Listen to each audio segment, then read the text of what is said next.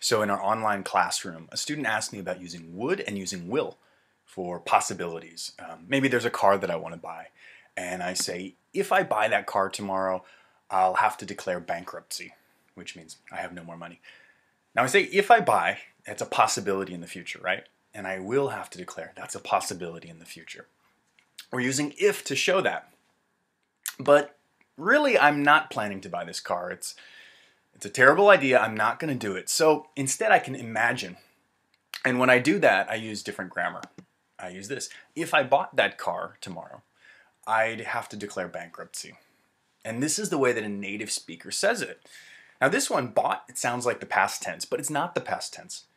It's a possibility, but it's an unreal possibility. And we call it unreal because it's unlikely, or maybe impossible, or maybe just I'm imagining. And this is a common way to do it. When we use this unreal conditional, we use would. Because it's not will. Will is a future plan, a future possibility. This one is just in my imagination. So I say, I would have to declare bankruptcy. And usually we squeeze those. We say, I'd have to declare bankruptcy. I can say, if I decide to become a doctor, I'll be rich. Now, both of these are future, right? Maybe I will decide in the future. Maybe I will become rich. This is a real conditional because it's talking about a real possibility in the future. But actually, for me, I'm not going to become a doctor. I know because I'm already a teacher. And so I don't use a real conditional.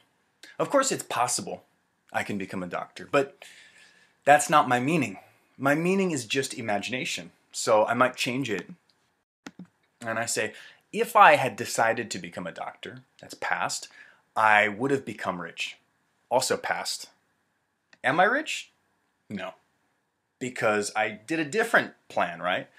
We can say, maybe, if I had decided to become a doctor, that's past, I would be rich. That means right now. Am I rich? No, that's my imagination. I'm imagining I would be rich right now. So we can mix, actually. Past and present. We could do future.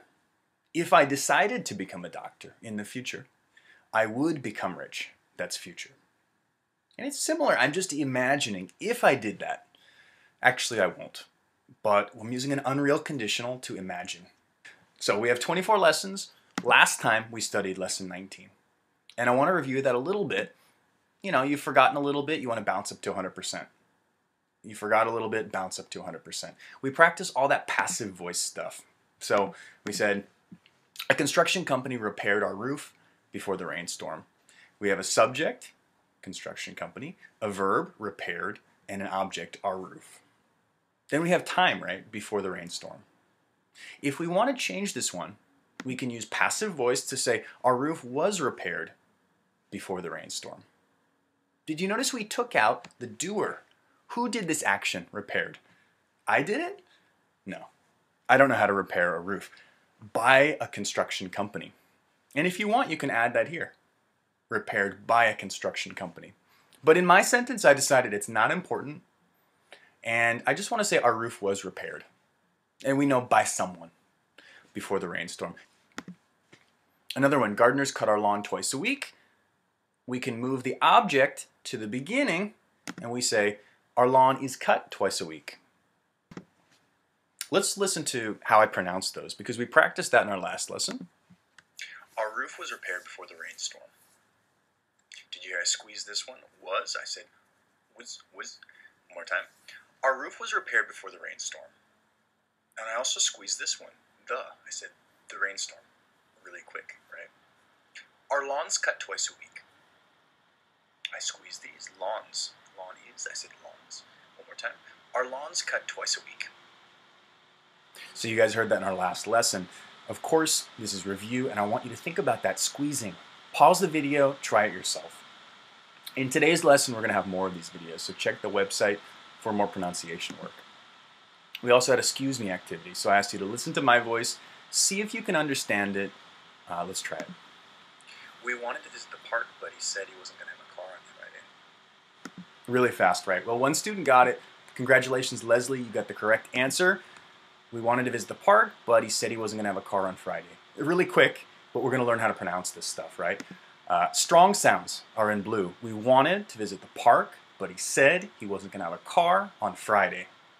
It sounds strange. We need to squeeze the words in between, like to, the, he, to, on. We squeeze all of those words. So we say, we wanted to visit the park, but he said he wasn't going to have a car on Friday. So pause it, try it yourself, try it 10 times. If you want to practice this kind of sentence, look for another one next week. We're going to have a new Excuse Me activity. All right, we also had a video. I asked you to watch this and send me a paragraph. And some of you guys did, and I appreciate it. Here's one example. In this video, how technology is used to make something better. Now first, this is not a complete sentence. I would take out the word how, and we just say technology is used. That's passive, right? Used by someone, we don't know. A woman's put on makeup by artists. Now, a woman is put on, I think makeup is put on.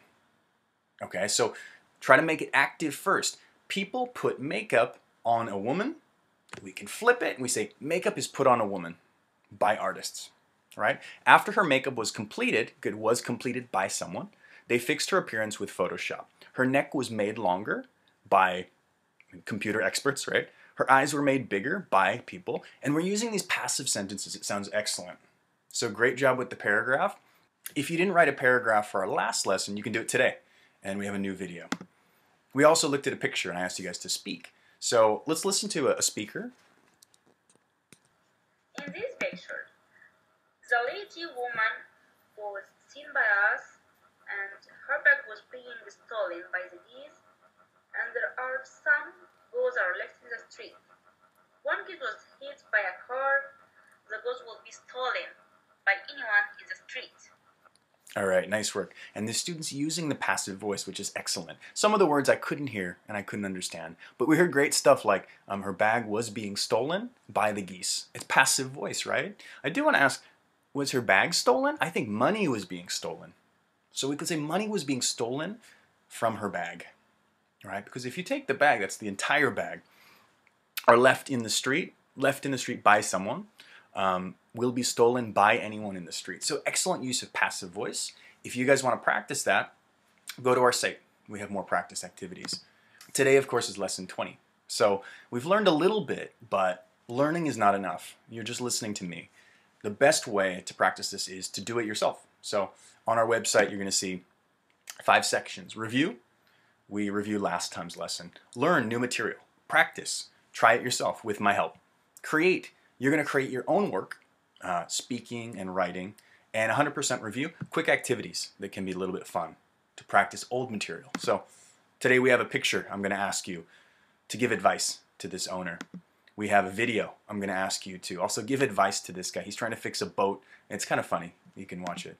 And 100% review. I'm going to ask you to read this article and to change it from passive voice to active voice. So it's good practice. And it's kind of fun too. Funny article. Let me show you our website. When you go there, you'll see lesson 20 right here. And you can click review, learn, practice, create, 100% review. Those are the sections that I talked about.